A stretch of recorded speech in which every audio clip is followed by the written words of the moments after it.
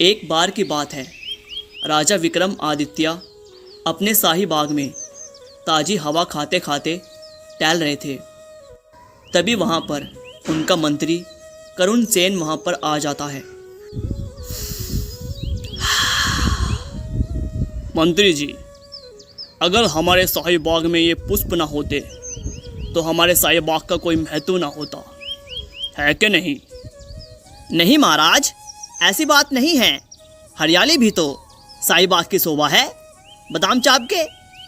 मंत्री जी, क्या सच में प्राकृतिक के बिना जीना असंभव है? जी महाराज, देखो महाराज, जैसे बादाम खाए बिना बुद्धि का बढ़ना असंभव है, वैसे ही प्राकृतिक के बिना जीना भी असंभव है। मंत्री को बादाम खाना और बादाम की तारीफ करना बहुत पसंद था, इसीलिए वह अपनी बात ख़त्म करने के बाद एक बार बादाम का नाम जरूर लेता था। राजा और मंत्री आपस में बातें कर ही रहे थे कि तभी वहाँ विक्रम आदित्य की बड़ी रानी रूपमाया वहाँ आ जाती है। अरे क्या हुआ महारानी साहिबा, आपका चांद जैसा मुख मुरझाए हुए फूल की तरह क्यों लग रहा है भाई? ए जी, ये फालतू की बात तो करो मत। एक तो मूड पहले से ही खराब है और ऊपर से ये घटिया लाइन मार मार के और मूड खराब मत करो। महाराज, आप बस अपनी प्रजा का ही ध्यान रखते हो। आप कभी ये नहीं सोचते कि आपकी बड़ी रानी भी महल में आपका इंतजार कर रही होगी। अरे नहीं मेरी रानी साहिबा, आप मुझे गलत समझ रही हैं। महाराज, मैं तो आपको जब भी देखती हूँ आप तो बस मंत्री के साथ गपशप करते रहते हैं। आपको तो बस राज्य की चिंता रहती है, मेरा तो कोई मोल ही नहीं है। अरे नहीं रूपमाया, हम तो तुम्हारे साथ चांद पर घूमना चाहते हैं, इसलिए मैं और मंत्री जी आपको चांद पर ले जाने की तैयारियां कर रहे थे। क्या सच महाराज? मैं अभी तैयार होके आती हूँ। ऐसा कहकर महारानी खुशी खुशी राजमहल के अंदर चली जाती है। राजा विक्रम आदित्य अपने मंत्री को समझा ही रहे होते हैं कि इतनी ही देर में उनकी छोटी रानी फूलमती भी वहां आ जाती है। महाराज, रूपमाया बहुत ही खुश लग रही है। मुझे लगता है महाराज, आप मुझसे नहीं प्यार करते, बस रूपमाया से करते हैं। हम आपसे बहुत नाराज हैं, बहुत।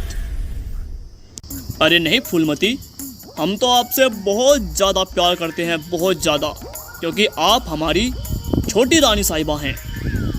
क्यों मंत्री साहब, है कि नहीं? जी महाराज, आपने बिल्कुल सही कहा, बादाम खा के। आप मुझे ये बताइए कि रूपमाया को आप कौन सी जन्नत घुमाने ले जा रहे हो जो वो इतनी खुश होकर यहाँ से गई है? नहीं महारानी जी, जन्नत तो हम आपको घुमाने ले जाएंगे। क्यों मंत्री जी? जी महाराज, आपने सही कहा, बादाम खा के। सच कहूँ तो जन्नत तो हम आपको घुमाने ले जाएंगे, रूपमाया तो बस आपको दिखाने के लिए ऐसे खुश होकर गई है। सच महाराज, हम अभी तैयार होके आते हैं। ऐसा बोलकर फूलमती भी खुश होकर महल के अंदर चली जाती है। महाराज, आप ये क्या बोल गए? आपको तो पता है ना, जन्नत के द्वार पर जाना असंभव है। मंत्री जी अब क्या करें, हमारे मुख से तो झूठ ही निकल गया। तभी वहाँ पर बड़ी रानी का बेटा जसवीर वहाँ आ जाता है। पिताजी, आप इतने दुखी? अरे जसवीर बेटा, क्या बताऊँ तुम्हें। ऐसा बोलकर राजा अपने बेटे जसवीर को पूरी घटना विस्तार से बताते हैं। इतनी सी बात के लिए आप परेशान हो रहे हो पिताजी? मेरे पास इसके लिए एक उपाय है। उसके लिए हमें आपसे अकेले में बात करनी होगी। अच्छा ठीक है बेटा। मंत्री जी, आप कुछ समय के लिए हमें अकेला छोड़ दीजिए। राजा के इतना कहते ही मंत्री जी वहाँ से चले जाते हैं। पिताजी, मेरा मानना है कि इस समस्या का हल मंत्री करुण सेन के पास जरूर मिलेगा। माताश्री और छोटी मासी ने मिलकर योजना बनाई है। वो देखना चाहते हैं कि क्या मंत्री जी इस समस्या का हल निकाल पाते हैं या नहीं। अच्छा, ये बात है। तुम सब मिलकर मेरे मंत्री करुण सेन की परीक्षा लेना चाहते हो। मैं अपने मंत्री को अच्छी तरह जानता हूँ। वो इस समस्या का समाधान जरूर ढूंढ लेंगे, देख लेना। मंत्री जी, अब हमें कुछ नहीं पता कि हमें क्या करना है। अब हमारे मुंह से जो भी रानियों के लिए निकला था उसे आपको ही सिद्ध करना है। हम आपको इसके लिए कल सुबह तक का समय देते हैं। आप जल्द से जल्द इसका समाधान निकालिए। ऐसा बोलकर राजा विक्रमादित्य अपने महल की ओर चल देते हैं और अब मंत्री बेचारा काफ़ी ज़्यादा परेशान हो जाता है। अरे, अब मैं क्या करूं? पता नहीं इस फेंकू राजा को झूठ बोलने का इतना शौक क्यों है। पहले तो रानियों के सामने लंबी लंबी फेंक देंगे और उसके बाद हमको तंग करेंगे। ये बात तो रानियों को भी पता है कि जन्नत के द्वार पर जाना असंभव है, असंभव। ऐसा बोलकर मंत्री जी भी वहाँ से चले जाते हैं और लटका हुआ मुख लेकर अपने घर पर आ जाते हैं।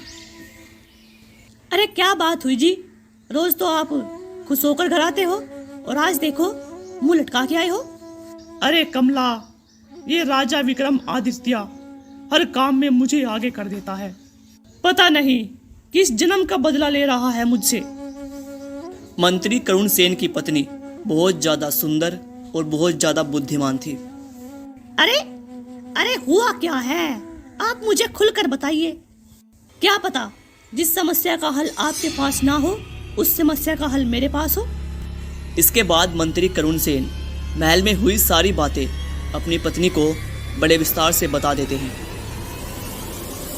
बस इतनी सी बात, मेरे पास एक योजना है।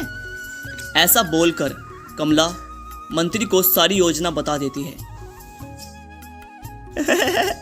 अरे वाह कमला वाह, मुझे गर्व है कि तुम मेरी पत्नी हो। मेरी सारी परेशानियां तुमने चुटकियों में दूर कर दी। अब मैं सुबह सुबह राजमहल जाकर उन दोनों रानियों को जन्नत के द्वार दिखाता हूँ, बादाम खाकर। अगले दिन मंत्री करुण सेन खुशी खुशी राजमहल चला जाता है। क्या हुआ मंत्री जी, उस समस्या का तोड़ मिला आपको? जी महाराज, मिला तो, लेकिन मैं चाहूँगा कि मैं ये समाधान उन दोनों रानियों को बताऊं। तभी सभा में दोनों रानियां भी शामिल हो जाती हैं। महाराज, हमने चंद्रमा और जन्नत में जाने के लिए एक विशेष पक्षी का पता लगाया है, जिस पर बैठकर दोनों रानियां और आप जन्नत के द्वार पर जा सकते हैं। ठीक है मंत्री जी, ठीक है, तुम उस पक्षी को राजमहल में पेश करो। हम भी देखना चाहते हैं कि वो कौन सा चमत्कारी पक्षी है। क्षमा कीजिए महाराज, उस पक्षी को राज दरबार में लेके आना असंभव है, असंभव। असंभव है? पर क्यों? महाराज, उस पक्षी को वही महल में लेके आ सकता है जो पानी ना पीता हो, और केवल वही उसे हाथ लगा सकता है। अन्यथा जो भी उसे हाथ लगाएगा जलकर वहीं भस्म हो जाएगा, बादाम खा के। ये तो असंभव है। भला बिना पानी पिए कोई जीवित कैसे रह सकता है? अरे बिल्कुल रह सकता है महारानी जी, बिल्कुल रह सकता है बादाम खा के। महाराज, मुझे तो लगता है आपके मंत्री पागल हो गए हैं। इसे जरा किसी डॉक्टर वाक्टर को दिखा दीजिए। इसे ये नहीं पता कि पानी के बिना जीना असंभव है। उसी प्रकार जिस प्रकार जीवित रहते किसी प्राणी का जन्नत पे जाना संभव है महारानी जी। बादाम के साथ अब गुड़ भी खाओ। रानियां अब समझ चुकी थी कि मंत्री जी उनकी परीक्षा में पास हो गए हैं। मंत्री जी, हम तो बस ये देखना चाहते थे कि क्या आप हर मुश्किल का हल निकाल पाते हैं या नहीं, लेकिन आज आपने साबित कर दिया कि इस महल में आपसे ज़्यादा बुद्धिमान और कोई नहीं है। वाह मंत्री जी वाह, अगर आप जैसा मंत्री मेरे साथ है तो मुझे किस चीज़ का भय होगा। आज आपने हमारा दिल खुश कर दिया और आज हम आपको सबसे कीमती उपहार देना चाहते हैं। इसके लिए महाराज मंत्री को अपने हाथों से उपहार देते हैं और इसी के साथ ये कहानी भी यहीं पर ख़त्म हो जाती है। कहानी पसंद आई हो तो वीडियो को लाइक किए बिना मत जाना और चैनल को भी सब्सक्राइब कर लेना।